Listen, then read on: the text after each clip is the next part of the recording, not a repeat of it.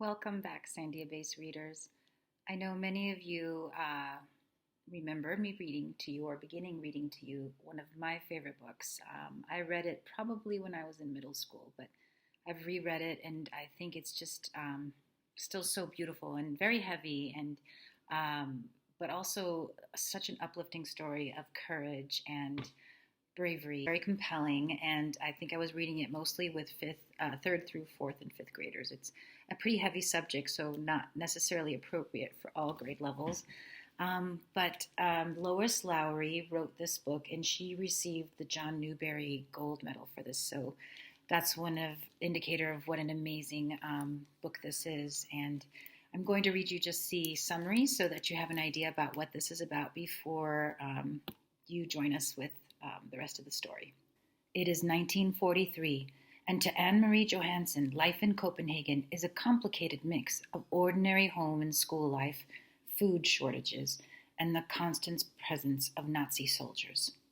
Too soon she herself is called upon for courage.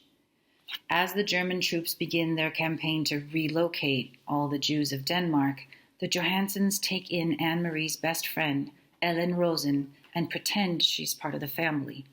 Ellen and Anne-Marie must think quickly when 3 Nazi officers arrive late one night and question why Ellen is not blonde like her sisters. Through Anne-Marie's eyes, we see the Danish resistance as they manage to smuggle almost the entire Jewish population, nearly 7,000 people, across the sea to Sweden. In this tale of an entire nation's heroism, Lois Lowry reminds us that there is pride and human decency in the world, even during a time of terror and war. I know there were some other classes who were interested in starting this one as well. So please allow me to explain what has happened so far. We meet the family, and of course it's in German-occupied Denmark. Everyone's experiencing food shortages. There's the constant presence of Nazi soldiers and military on the streets, and they stop the children who are just running in a race and having fun. And the soldiers, of course, interrogate them and have a little fun at their expense. And they go home and they're worried to tell their folks that that's happened because, they were stopped by these German soldiers. For Kirsty, the soldiers were simply part of the landscape, something that had always been there, on every corner, as unimportant as lampposts, throughout her remembered life. "Are you going to tell your mother?" Ellen asked Anne-Marie as they trudged together up the stairs. "I'm not. My mother would be upset." "No, I won't either. Mama would probably scold me for running on the street." She said goodbye to Ellen on the second floor where Ellen lived, and continued on to the third, practicing in her mind a cheerful greeting for her mother, a smile, a description of today's spelling test, in which she had done well. But she was too late. Kirsty had gotten there first. "And he poked Anne-Marie's book bag with his gun, and then he grabbed my hair," Kirsty was chattering as she took off her sweater in the center of the apartment living room. "But I wasn't scared. Anne-Marie was. And Ellen too, but not me." Mrs. Johansen rose quickly from the chair by the window where she had been sitting. Mrs. Rosen, Ellen's mother, was there too, in the opposite chair. They'd been having coffee together, as they did many afternoons. Of course it wasn't really coffee, though the mother still called it that, having coffee. There had been no real coffee in Copenhagen since the beginning of the Nazi occupation. "Anne-Marie, what happened? What is Kirsty talking about?" her mother asked anxiously. "Where's Ellen?" Miss Rosen had a frightened look.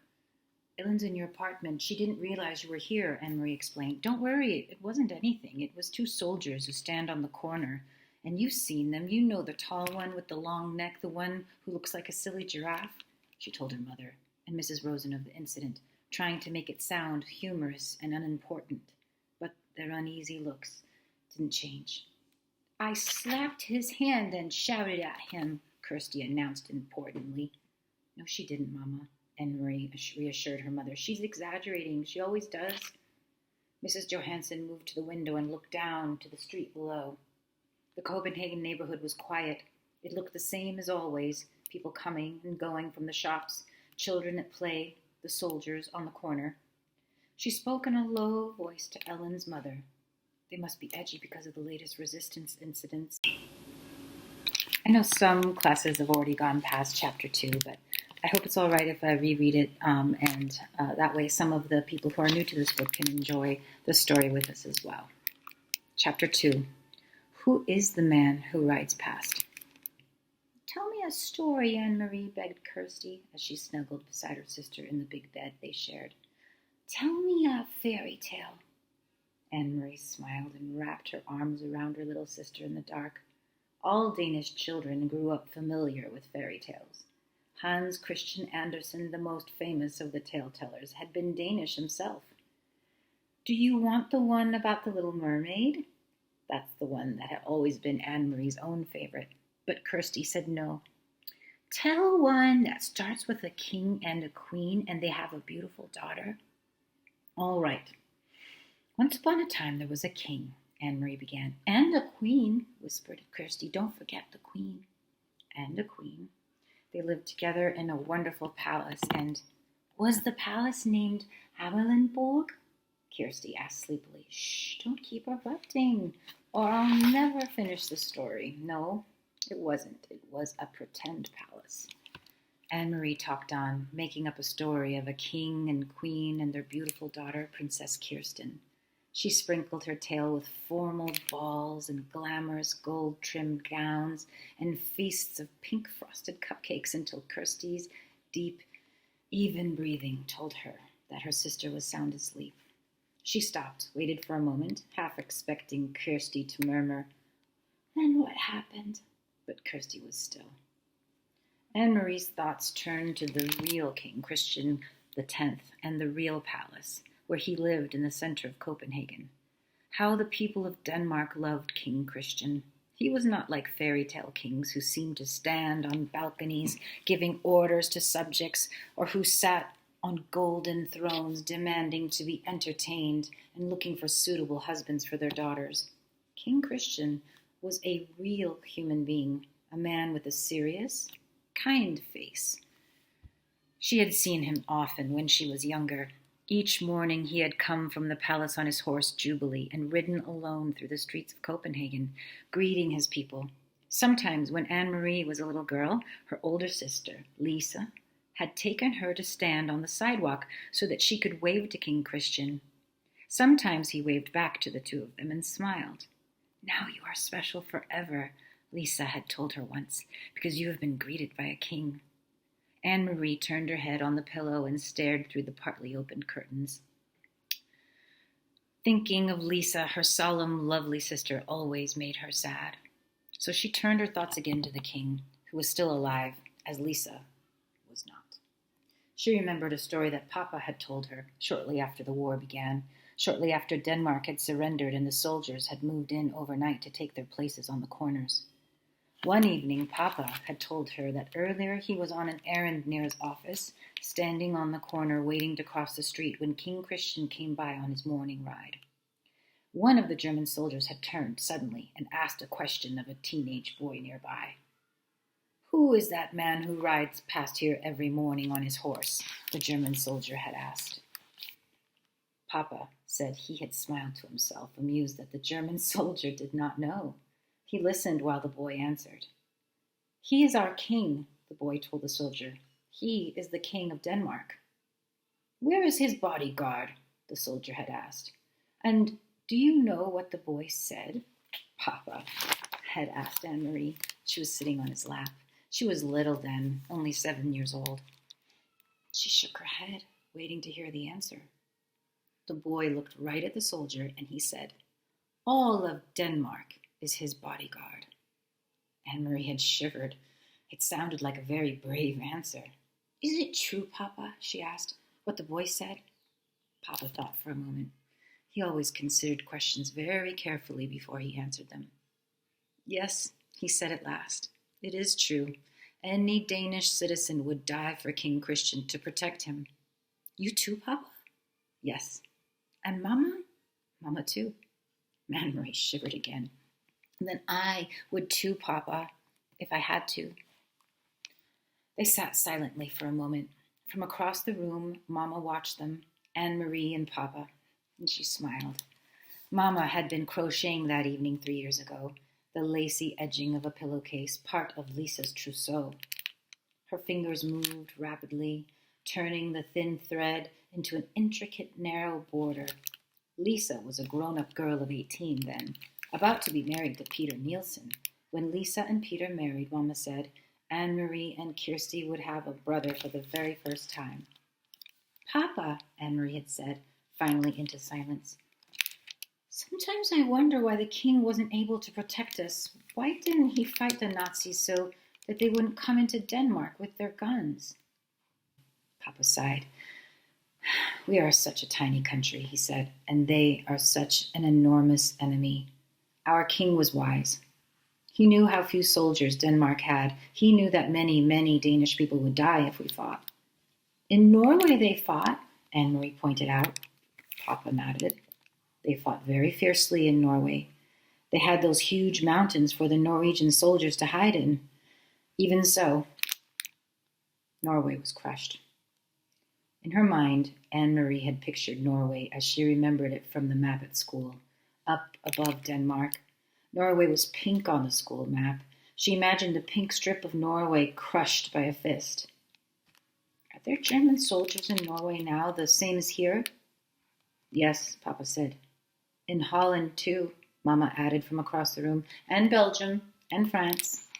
But not in Sweden, Annemarie announced, proud that she knew so much about the world. Sweden was blue on the map, and she had seen Sweden even though she had never been there. Standing behind Uncle Henrik's house, north of Copenhagen, she had looked across the water, the part of the North Sea that was called the Kattegat, to the land on the other side. That is Sweden you are seeing, Uncle Henrik had told her.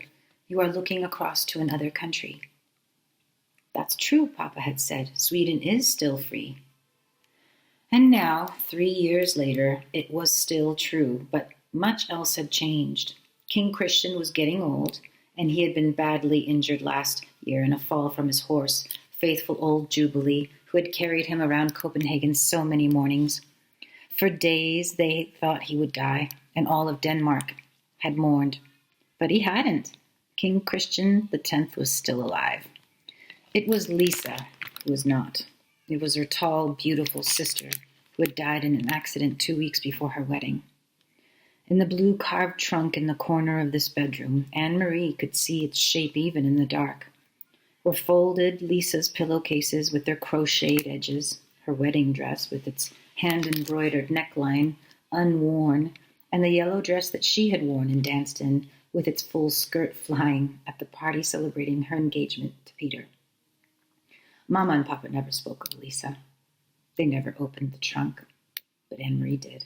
From time to time, when she was alone in the apartment, alone, she touched Lisa's things gently, remembering her quiet, soft-spoken sister who had always looked so forward to marriage and children of her own. Red-headed Peter, his sister's fiancé, had not married anyone in the years since Lisa's death. He had changed a great deal. Once he had been like a fun-loving older brother to Annemarie and Kirsty, teasing and tickling, always a source of foolishness and pranks. Now he still stopped by the apartment often, and his greetings to the girls were warm and smiling, but he was usually in a hurry, talking quickly to Mama and Papa about things Annemarie didn't understand, and he never lingered anymore. Papa had changed too. He seemed much older and very tired, defeated. The world had changed. Only the fairy tales remained the same. Chapter 3. Where is Mrs. Hirsch? The days of September passed, one after the other, much the same. Annemarie and Ellen walked to school together and home again, as electricity was rationed now. At night they used candles for light. Sometime Ellen's father, a teacher, complained in frustration because he couldn't see in the dim light to correct his students' papers. Kirsty and I are lucky to have each other for warmth in the winter, Annemarie said. Poor Ellen to have no sisters. She will have to snuggle in with her Mama and Papa when it gets cold, Mama said, smiling. I remember when Kirsty slept between you and Papa. She was supposed to stay in her crib, but in the middle of the night she would climb out and get in with you, Annemarie said, smoothing the pillows on the bed. Then she hesitated, fearful that she had said the wrong thing, the thing that would bring the pained look to her mother's face. The days when little Kirsty slept in Mama's and Papa's room were the days when Lisa and Annemarie shared this bed. But Mama was laughing quietly. I remember too, she said. Sometimes she wet the bed in the middle of the night. I did not, Kirsty said haughtily from the bedroom doorway. I never, ever did that. Mama, still laughing, knelt and kissed Kirsty on the cheek. She began to button Kirsty's jacket. Oh dear, she said suddenly. Look, this button has broken right in half. Annemarie, take Kirsty with you after school and go to the shop where Annemarie, take Kirsty with you after school to the little shop where Mrs. Hirsch sells threads and buttons. See if you can buy just one to match the others on her jacket. I'll give you some kroner, which is Danish money. It shouldn't cost very much. But after school, when the girls stopped at the shop, which had been there as long as Annemarie could remember, they found it closed. There was a new padlock on the door and a sign, but the sign was in German. They couldn't read the words. I wonder if Mrs. Hirsch is sick, Annemarie said as they walked away. I saw her Saturday, Ellen said. She was with her husband and her son, and they all looked just fine. Or at least the parents looked just fine. The son always looks like a horror, she giggled. Annemarie made a face.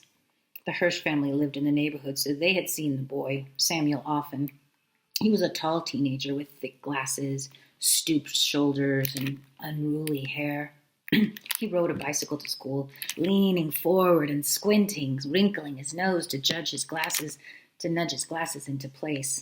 His bicycle had wooden wheels now that rubber tires weren't available, and it creaked and it clattered on the streets.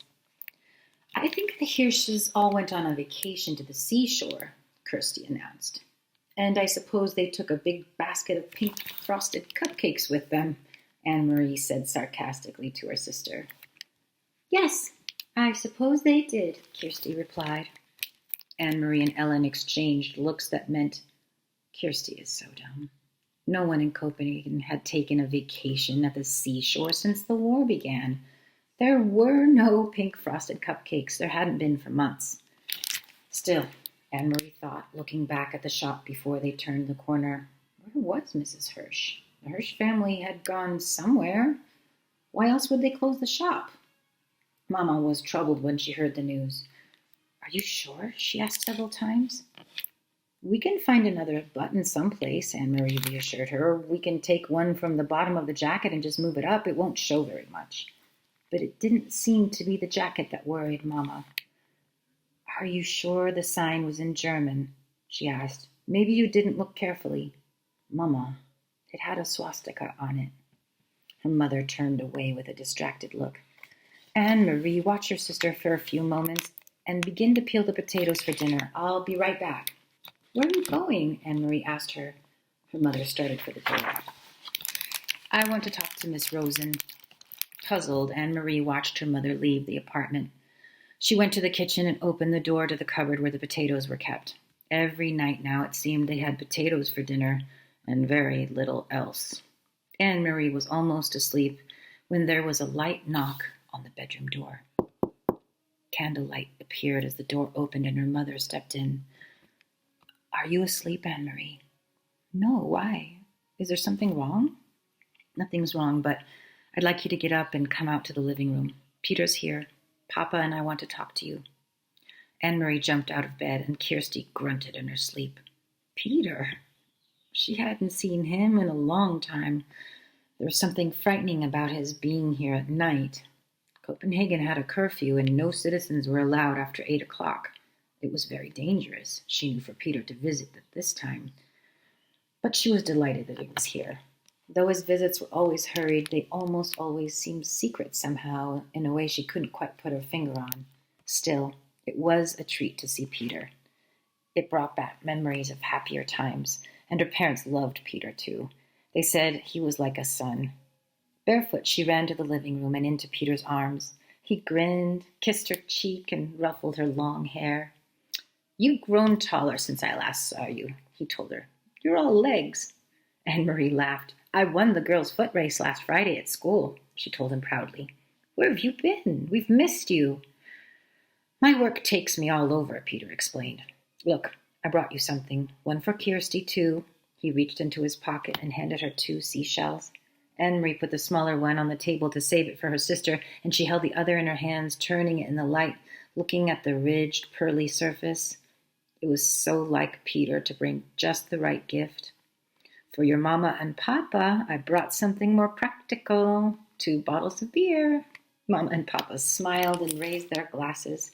Papa took a sip and swiped the foam from his upper lip. Then his face became more serious. Annemarie, he said, Peter tells us that the Germans have issued orders closing many stores run by Jews. Jews? Annemarie repeated. Is Mrs. Hirsch Jewish? Is that why the button shop is closed? Why have they done that? Peter leaned forward. It is their way of tormenting. For some reason, they want to torment Jewish people. It has happened in other countries. They have taken their time here and they have let us relax a little, but now it seems to be starting. But why the button shop? What harm is a button shop? Mrs. Hirsch is such a nice lady. Even Samuel, he's a dope, but he would never harm anyone. How could he? He can't even see with his thick glasses. Then Annemarie thought of something else. They can't sell their buttons. How will they earn a living? Friends will take care of them, Mama said gently. That's what friends do. Annemarie nodded. Mama was right, of course. Friends and neighbors would go to the home of the Hirsch family. They would take them fish and potatoes and bread and herbs for making tea. Maybe Peter would even take them beer. They would be comfortable until their shop was allowed to open again. Then suddenly she sat upright, her eyes wide. Mama, she said, Papa, the Rosens are Jewish too. Her parents nodded, their faces serious and drawn. I talked to Sophie Rosen this afternoon after you told me about the button shop, Mama said. She knows what is happening, but she doesn't think that it will affect them. Annemarie thought and understood. She relaxed. Mr. Rosen doesn't have a shop. He's a teacher. They can't close a whole school. She looked at Peter with the question in her eyes. Can they? I think the Rosens will be all right, he said. But you keep an eye on your friend Ellen and stay away from the soldiers. Your mother told me what happened. Annemarie shrugged. She'd almost forgotten the incident. It was nothing. They were only bored and looking for someone to talk to, I think. She turned to her father. Papa, do you remember what you heard the boy say to the soldier, that all of Denmark would be the king's bodyguard? Her father smiled. I have never forgotten it, he said. Well, Annemarie said slowly, now I think that all of Denmark must be bodyguards for the Jews as well. So we shall, Papa replied. Peter stood. I must go, he said. And you, Longlegs, it is way past your bedtime now. He hugged Annemarie again. Later, once more in her bed, beside the warm cocoon of her sister, Annemarie remembered how her father had said 3 years before that he would die to protect the king, that her mother would too, and Annemarie, 7 years old, had announced proudly that she would also. Now she was 10, with long legs and no more silly dreams of pink frosted cupcakes. And now she and all the Danes were to be bodyguards for Ellen and Ellen's parents and all of Denmark's Jews. Would she die to protect them, truly? Annemarie was honest enough to admit, there in the darkness to herself, that she wasn't quite sure. For a moment she felt frightened, but she pulled the blanket up higher around her neck and relaxed. It was all imaginary anyway, not real. It was only in the fairy tales that people were called upon to be so brave, to die for one another. Not in real life Denmark. Oh, there were the soldiers, that was true, and the courageous resistance leaders who sometimes lost their lives, that was true too. But ordinary people like the Rosens and the Johansens? Annemarie admitted to herself, snuggling there in the quiet dark, that she was glad to be an ordinary person that would never be called upon for courage. I hope that you will join me again to continue reading Number the Stars by Newbery Award-Winning novelist Lois Lowry.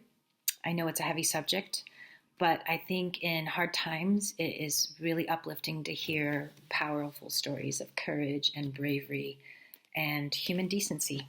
Do join me again for another reading of Number the Stars.